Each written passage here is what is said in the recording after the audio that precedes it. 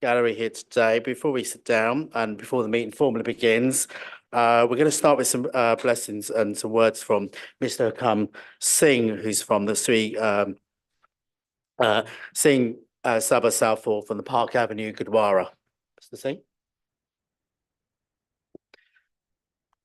ਵਾਹਿਗੁਰੂ ਸਾਹਿਬ ਜੀ ਤੁਦਾ ਗੈਰ ਦਾਸ ਹਮਾਰੀ ਜਿਉ ਪਿੰਡ ਸਭ ਤੇਰਾ ਕਹੋ ਨਾਨਕ ਸਭ ਤੇਰੀ ਵਡਿਆਈ ਕੋਈ ਨਾਮ ਨਾ ਜਾਣਾ ਮੇਰਾ ਇੱਕ ਓੰਕਾਰ ਸ੍ਰੀ ਵਾਹਿਗੁਰੂ ਜੀ ਕੀ ਫਤਿਹ ਸ੍ਰੀ ਭਗਉਤੀ ਜੀ ਸਹਾਇ ਵਾਰ ਸ੍ਰੀ ਭਗਉਤੀ ਜੀ ਕੀ ਪਾਤਸ਼ਾਹੀ ਦਸਵੀਂ ਪ੍ਰਥਮ ਭਗਉਤੀ ਸਿਮਰ ਕੈ ਗੁਰੂ ਨਾਨਕ ਲਈ ਧਿਆਏ ਫਿਰ ਅੰਕਿਤ ਗੁਰ ਤੇ ਅਮਰਦਾਸ ਰਾਮਦਾਸ ਹੋਏ ਸਹਾਇ ਅਰਜਨ ਹਰਗੋਬਿੰਦ ਨੂੰ ਸਿਮਰੋ ਸ੍ਰੀ ਹਰਿ ਰਾਏ ਸ੍ਰੀ ਹਰਿ ਕ੍ਰਿਸ਼ਨ ਧਿਆਈਐ ਜਿਸ ਡਿਠੇ ਸਭ ਦੁਖ ਜਾਏ ਤੇਗ ਬਹਾਦਰ ਸਿਮਰਿਆ ਕਰ ਨਉ ਨਿਦਾਵੈ ਧਾਏ ਸਭ ਥਾਈ ਹੋਣਾ ਜੀ ਸਹਾਇ 10ਵੇਂ ਪਾਤਸ਼ਾਹ ਸਾਹਿਬ ਸ੍ਰੀ ਗੁਰੂ ਗੋਬਿੰਦ ਸਿੰਘ ਜੀ ਮਹਾਰਾਜ ਸਭ ਥਾਈ ਹੋਣਾ ਜੀ ਸਹਾਇ ਪੰਜਾਂ ਪਿਆਰਿਆਂ 4 ਸਾਹਿਬਜ਼ਾਦਿਆਂ 40 ਮੁਕਤਿਆਂ ਹੱਠੀਆਂ ਜੱਪੀਆਂ ਤੱਪੀਆਂ ਅਤੇ ਸਮੂਹ ਸ਼ਹੀਦਾਂ ਦੀ ਕਮਾਈ ਦਾ ਧਿਆਨ ਧਰ ਕੇ ਖਾਲਸਾ ਜੀ ਬੋਲੋ ਜੀ ਸ੍ਰੀ Waheguru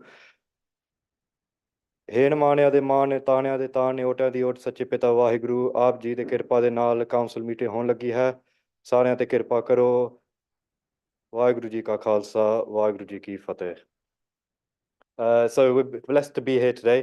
I come from the Sikh community, and just to give you guys a bit of information on who Sikhs are, because a lot of people don't know, we believe in one creator, and we believe that not only is that creator out there in the skies, but he's also residing within the creation as well.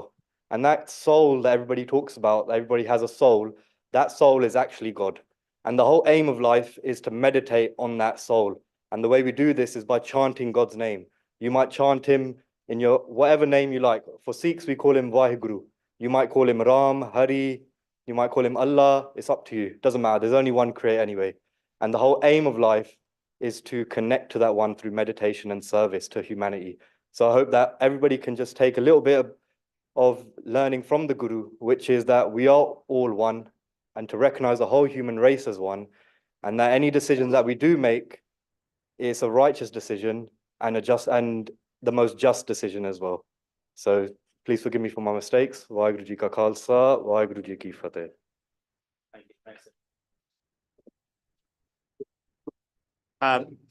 So thank you, first of all, Mr. Singh. He's gone now. I think he might be staying for a little while. So can we have a bit of order, please? Thank you. So those watching online and in the public gallery, my name is Councillor Tesh Taylor, Mayor of Ealing for a very short while longer. It's been my last time in this seat. So everyone's gone swap positions now. So those who don't know, to my left is our Chief Executive, Tony Clements. To my right is Sam Bailey, who's Democratic Services.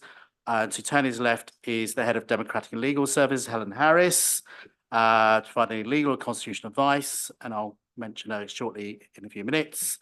So with that out the way, I think we've also got Katie, who's from Committee Services as well, who will be covering, I think, the July meeting, I understand. So we'll get on to the main proceedings. So tonight's meeting will be broadcast live and a recording retained on the council's YouTube site. And therefore, I presume everyone consents to this happening. And if you don't consent to this, then you should leave the meeting. There may be some councillors who will be joining us remotely tonight via Zoom, and these members will not be counted for the purposes, will counted as formally being in attendance at the meeting for the purpose of Section 85 of the Local Government Act 1972. However, the virtual attendance will be recorded in the minutes under item 1.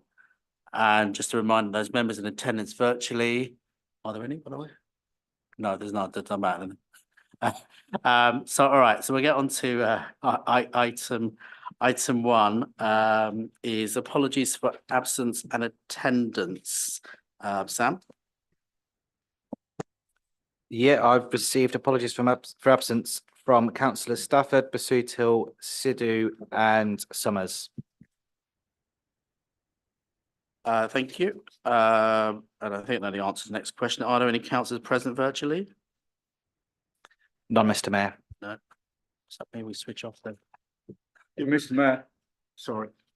Can I give councillor Kate Crawford apologies for lateness? Thank you. Sure.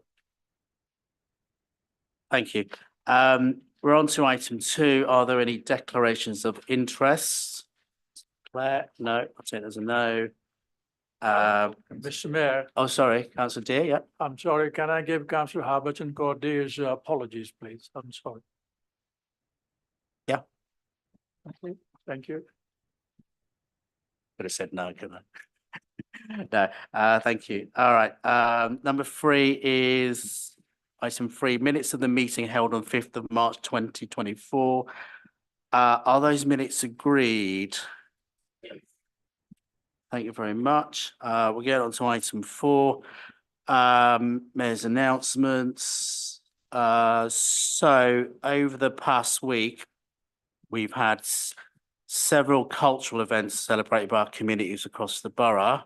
So in no particular order, happy Eid Mubarak, Eid for Eid al-Fitr, happy Vaisakhi, happy Gudi Padwa, which is Marathi, happy Ugadi, which is Southern India, Chaitanya Navratri, which celebrates the harvest season, happy Pothandu, which is the Tamil New Year, Pohela Boshak, which is the Bengali New Year, Vishu, which is the Malayan New Year, and even deeper Southern India. And of course, last month we also celebrated Holi, well, I went to several events, which I got splattered with some colours. And yes, I haven't forgotten. I hope you all had a good Easter as well. I was getting that, it's on my list. All right, just quickly, so on Sunday, I'm sure council needs to be aware, we had the Ealing Book Festival took place over the weekend. First ever, I gave out prizes for the Young Poetry Competition as part of the first ever book festival. Well done to those organisers, and will hopefully become an annual fixture. The Pillars fundraiser, the Mayor's Pillars fundraiser this Thursday is sold out. So thank you for all those who've bought tickets. For those who didn't, you can still buy some raffle tickets tonight, though. We've got some good prizes. The West London Trade Union Club in Acton will be hosting a quiz night for the Mayor's charities on Saturday, 27th of April, and it's open to everyone. Entry is £3 per person. You can either bring yourself or bring a team as well on that Saturday night. Zippo Circus is coming to Acton Green later this month, and they've donated 100 tickets to children through the charity, from our charity Apple Play. Very kind of them. This Sunday sees the annual St George's Day Scouts Parade in Elthorne Park, with the Greenford event for the following Sunday, Ravenel Park, and it's open to everyone to attend, if of course you're not campaigning. So thank you, of course, to all the mayors who've covered any additional official mayoral events over the past few weeks, and for these citizenship ceremonies as well. And of course, you'll see I've got a shiny new chain and badge now, fully restored to its glory. So that said, we will now get on to the main business, which is the first item is the petitions from members of the public. And we do have a petition from Simon Catlin, which has received 158 signatures. Mr. Catlin, do you want to come up and present your petition? And you've got 3 minutes. No. 3 minutes to present it. Thank you, ladies and gentlemen. Good evening. My name's Simon Catlin. I'm a resident of Hamilton Road. I'm joined tonight with some of my co-residents. Helpfully, pages 7 to 12 in your public document pack will actually detail the subject matter. I realise I'm very short on time, so by way of introduction and geography, Hamilton Road is effectively just to the east of Ealing Broadway, and it connects the Uxbridge Road in a straight line to the North Circular, and therefore it's become a very highly used rat run for people trying to avoid the A406, A4020 junction just to the south. That's got a lot worse in the last 10 years, as pretty much every car on the road is using GPS route mapping. So in addition to an increase in cars, we're now getting a very high proportion of delivery bikes, vans, medium and now HGV lorries unconsciously being steered down our quiet little residential road. Hamilton Road was recently resurfaced and repavemented, so thank you so much for that. We have a lot of parking bays in the road, and that forces all of the transit traffic into the single centre carriageway, which creates a lot of contention. That is now starting to force cyclists onto the pavement, annoying the pedestrians. We get a huge drop in air quality, big increase in noise, a lot of aggressive behaviour as people argue over right of way with opposing traffic. And we're now used not only through the day, but pretty much 24/7. So it's now a very, very noisy road. We have no bus routes in the road, but it is purely a residential environment. There have been discussions going back nearly 20 years on doing something about it. And the most recent iteration was a plan for an LTN, which I appreciate isn't a go-forward position today. But actually, of all the LTNs proposed in Ealing, I think statistically we had the strongest residential response to any of the consultations. Recently, December 2023, Ealing Council conducted a 7-day traffic monitoring exercise in the road. That concluded in that 1 week before Christmas, 25,200 traffic movements in 7 days, which I think is a lot for a residential road. 12% of that was two-wheel traffic, 80% cars and small vans, 8% was medium and large commercial traffic. So, and along with the e-petition that we recently filed, we'd also written a full proposal to you, I think some weeks ago, that included 4 appendices, one of which was 500 gigabytes of video evidence. So if you'd like to see 500 gigabytes of video evidence, we just got to find a way to force that through your firewall. After pretty much 15 to 20 years of discussion, we would like to get some action. Our ask, at virtually no expense whatsoever, is to put up road signage on the A406 with some changes to the road Mr. markings. Catley, can I ask you to finish up now? Okay, and effectively, we just want change of signage that stops the access in and out of the road. I'll stop, and I think we're free for one question if there's one coming at me. So Councillor Costa, going to respond? Thank you, Mr. Mayor, and thank you, Simon, and to all the residents present from Hamilton Road who brought this petition to the council tonight. And I'm always very open to receiving contact from residents who want to raise issues on their local roads. Of course, at Ealing Council, we're absolutely committed to improving road safety in line with the Mayor's target of 0 deaths or serious injuries on London's road network by 2041. And we're also committed to addressing the climate emergency. So our plans for walking and cycling and widening access to EV charging, reducing congestion and cutting air pollution are all included in our plans that have been brought forward to the Cabinet meeting tomorrow night, which outlines a £28 million programme of road and pavement improvements in the borough. That is a 1-year programme, 28 million in 1 year, where we have prioritised schemes in the areas that most need them for taking forward in this coming year. Hamilton Road is not one of the schemes that has been taken forward in this coming year, but I'll go on to discuss, some of the issues that Simon and the residents have brought up tonight.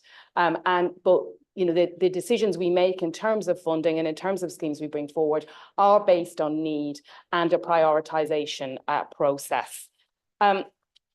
I should say, in terms of that need, the road safety records for Hamilton Road, they do indicate a low minor incident rate over the last 5 years on the road. And this would indicate that any proposed scheme here is a lower priority in relation to other streets in Ealing that would have more persistent and serious accident rates. So, making decisions on what we invest money in and we invest officer time in terms of traffic schemes, they need to be weighed up against the needs of the other 2,887 roads in the borough. So we do need to consider all of the roads, all of the residents, and make sure we are prioritising the steps that we take in a fair manner. But where there is evidence of need, we make sure we address it. And I was glad, Simon, that you acknowledged that we did actually resurface Hamilton Road, because it came up quite high on the independent inspection that we do of all of the roads in the borough to see what the condition of the roads and pavements are. So Hamilton Road was acknowledged as needing resurfacing, and we put that money into it and we made sure that we did it. However, when it comes to some of the other issues that you're raising, it's not coming up as high on the list in terms of priority need as other areas are. But I would say also that we're very clear that we want to listen to all communities and ensure everyone has a say in developing road schemes and travel proposals. And you've mentioned the low traffic neighbourhoods. When we ended those trials in 2021, and made some others permanent, we did make a commitment to residents that in future our travel schemes would be developed with residents and not done to them. And that's, really core. It was the lesson of the LTNs, a lesson that we learned. And added to this, as you said, there's no longer full funding for LTNs, as it was a specific intervention funded under COVID. Now, the changes that the residents are requesting tonight, the specific changes in this petition are to restrict access to and from Hamilton Road in different directions. But this couldn't be carried out in isolation. It would need to be part of a wider scheme because it does impact on other residents, and potentially quite significantly so. Because any changes to Hamilton Road would potentially impact also on Madeley Road, for example, which isn't only a bus route, but also a pedestrian route, increasingly for pupils attending Ada Lovelace School.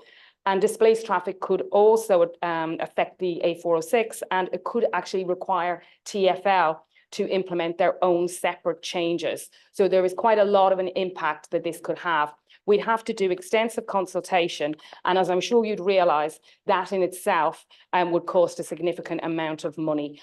So More. as well as the prioritisation, we also need to consider that I think it's a much bigger scheme than perhaps the residents are considering. We are developing as a council a transport strategy, which we hope will be ready over the next 12 months. And it will help to encourage active travel choices and reduce air pollution. And it will include more detail and further thinking on how we prioritise these schemes. So we will certainly continue to talk to the residents of Hamilton Road. I'm happy to come and visit and have a look at the issues for myself. I'm more than happy to do that. And we will make sure that we continue to talk to you and that we keep this, the details, very detailed information that came along with this petition so that we can look at it in the future. Thank you. Okay, thank you, Councillor Costigan. Mr. Catlin, do you have a supplementary question? Yeah, I appreciate time. Short one question, the Madeley Road question, just to push back a little bit, that connects to the top of Haven Green, not to the Uxbridge Road. I don't believe, frankly, that's it. And I think the direct impact of the changes we propose is to push the traffic back to where it's supposed to be, which is the Uxbridge Road and the A406 junction, which I appreciate may need some help. But can we really leave 25,000 cars a week going up a residential road after 20 years of asking? Rhetorical. Thank you for your attention. Appreciate it. Thank you for that question, Simon. So when we make any changes, we have to do extensive modelling. And for a lot of roads, TfL also want to do modelling because there may be an impact on the buses. As you've said yourself, there's increasing use of apps, whether it's Google or Waze or whatever. And although we might think traffic would be displaced onto a certain road. In fact, I've seen some of these apps send people in the most ridiculous routes I would have considered, but they actually, somehow figure out using an algorithm that it's a faster way to get around. So we are not able to say that, of course, people would go down X road or Y road if we closed Z road. We have to do the modelling, and we have to take into account that many of these apps will send them in a completely different direction, and it could have massive unintended consequences on other roads that we weren't expecting. Thank you, Mr. Catlin. Your petition. Thank you. Right, item 6 then is petitions from members of the council. We've got no petitions, I don't believe. So item 7, we have got 2 questions from members of the public. And I think the first one is from Mr. Rory Willis. They're going to come together. Oh, actually, and what's the second person? Alex Cowan as well. Yeah. So both have given notice of wish to ask the question to Councillor Blacker. And Mr. Willis, you want to ask your question first? Yeah.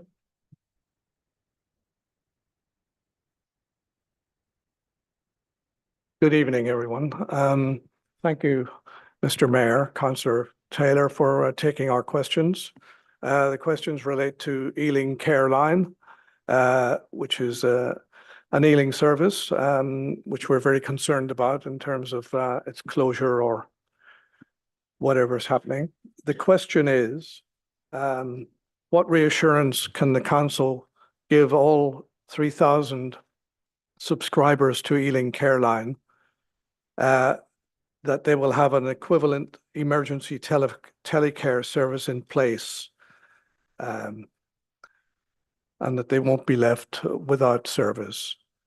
I should just clarify that an equivalent service means a 24/7 telephone monitoring service, proper up-to-date information retained by the central service, and a response service if no relative or neighbour is available. Thank you. Councillor Blacker, do you want to answer that first question? Sure. Thank you, Roy, for coming in and again, saw you at Health and Wellbeing Board on this similar topic. So the transition from Ealing Careline to Harrow Careline has been carefully managed to ensure minimal disruption and continued support for our residents. All social care and NHS referred users of Careline, Ealing Careline, have had their telephone monitoring service automatically transferred to Harrow, and that was tested as it was done. So that's been successfully transferred. I can reassure you that the housing team is working thoroughly to provide support and advice on alternative telecare monitoring options to other affected subscribers.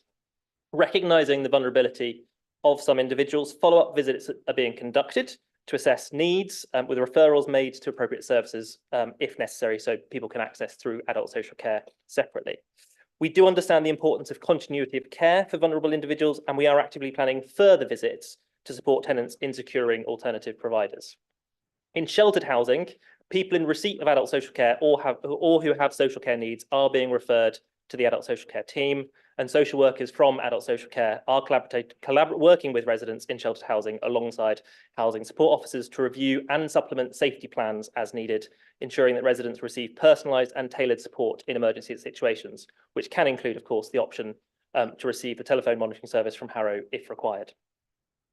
The next cohort is the private payers. So the residents of Ealing who are paying for the service privately were contacted at the end of February, prior to the service ending, and signposted to one of the many private suppliers available in the market.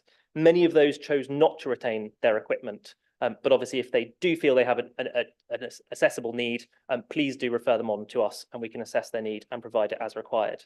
And then finally, the final cohort was the service we provided to Notting Hill Genesis. That's been returned to their own in-house provider, and we have successfully transferred all of those residents back to their service the week prior to Ealing Careline ending.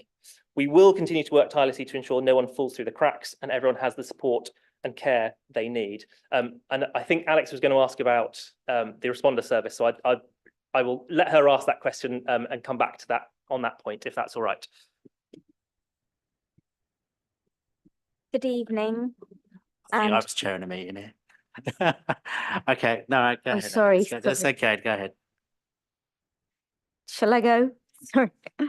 Good evening, and thank you, Mr. Mayor, for giving us the opportunity to ask these questions. I'm Alex Cowan. I am Chair of Ealing's Direct Payment User Group. And my question is, when will a responder service be set up and running for Ealing residents?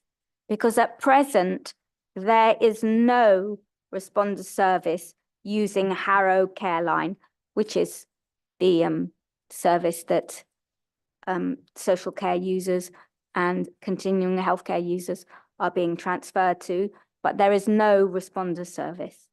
So when will a responder service for Ealing residents be provided? Thank you. I can tell you, we have an interim responder service in place now. And I can tell you that 3 alerts have been triggered to that service already.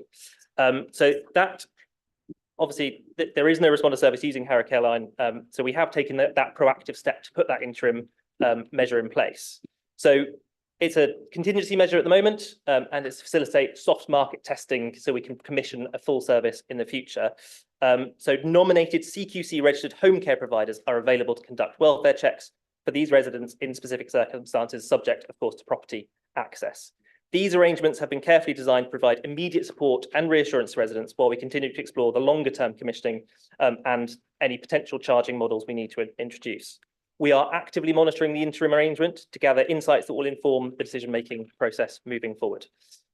We are committed to ensuring that our most vulnerable residents have access to the support and assistance they need, and we will continue to work diligently to find the most suitable solutions, but that interim arrangement is currently in place. Can I ask a supplementary Yeah, go ahead. question? So what monitoring, though, of this new service will be put in place? What will it look like? And when will it be set up to see that people are actually receiving a decent and equivalent service from Harrow Careline? Thanks. So as I said, it is in place, and we have the data on the number of alerts that are triggered. So we're getting that feedback back from Harrow at the moment. And it is, of course, as the previous system was not, being delivered by CQC registered providers. So we're actively making sure that the current interim arrangements and any arrangements moving forward are not only a responder service, but actually a more enhanced service than was in place before with Ealing Careline. Obviously, we will keep the real-time tracking of the number of alerts and the number of visits that are being made, and we will work with those residents who have been affected if we need to gather feedback on how that's working. But it is in place. It is a better service than we had before, and I hope that the feedback that we get will be that it is a more valuable service, and we can commission a full longer-term service in the future. And I've got Mr. Willis, you want a supplementary as well? I can ask a supplementary. In view of the strong concern expressed by the subscribers of Careline, and some of them are here in the public section tonight, we would call for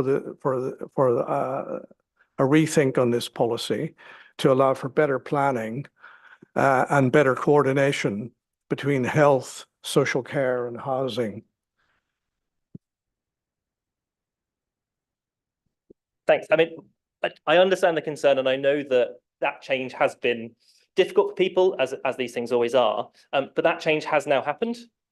We have moved over to Harrow Careline, and we simply don't have the resource necessary for a number of reasons to have invested in the service to bring it up to the standard required and to face the digital switchover that is coming.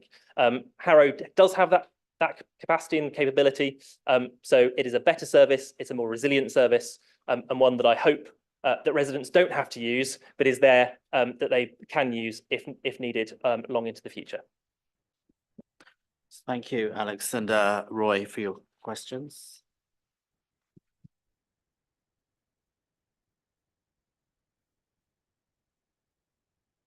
Okay, we're going to move on now to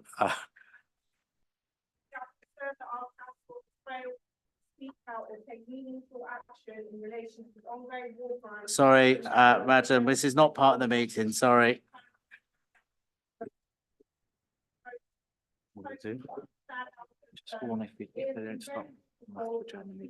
Okay, madam, if you don't stop now, we're going to have to adjourn the meeting. Sorry, madam. We're gonna cut. Adjourn the meeting.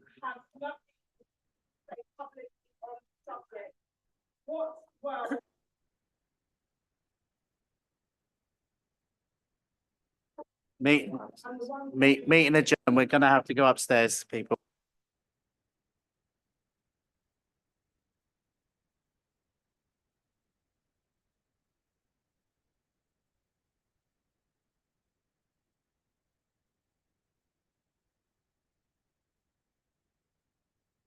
Okay, sorry, members, gonna have to adjourn the meeting.